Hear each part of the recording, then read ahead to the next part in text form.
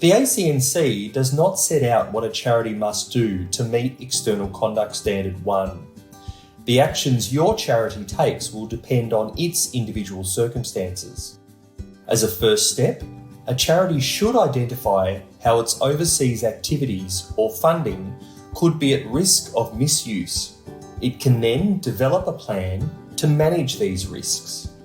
The reasonable steps to manage the risks of activities outside Australia may include some of the following. Ensure all overseas activities and funding requests are properly approved. Have clear policies outlining the approval process and keep records of decisions. Make sure the charity's funds and projects are approved by more than a single person. Use secure, monitored services when transferring funds.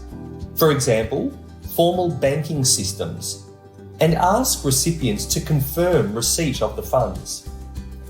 Check the reputation and experience of third parties to decide whether they are suitable and whether they share the charity's values. Make sure third parties have appropriate management policies and procedures.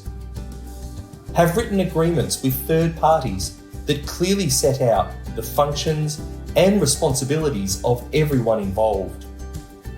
Have thorough recruitment procedures for staff and volunteers that include appropriate background checks. Monitor overseas projects, including those undertaken by third parties, and ask for regular reports on progress and finances. Review the progress reports at each board meeting. Establish procedures to detect wrongdoing. Keep records of transactions and review them to ensure they're accurate and consistent with approved funding levels.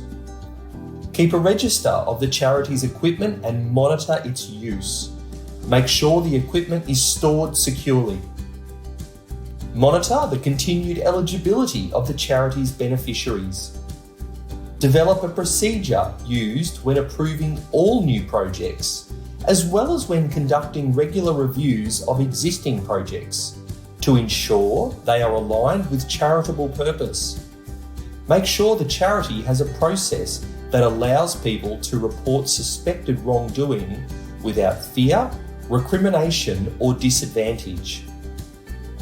Now, most of these actions are simple and, where appropriate, most charities will be able to do them. But if you think your charity doesn't have anyone available with enough knowledge and experience, it is a good idea to seek expert help or advice.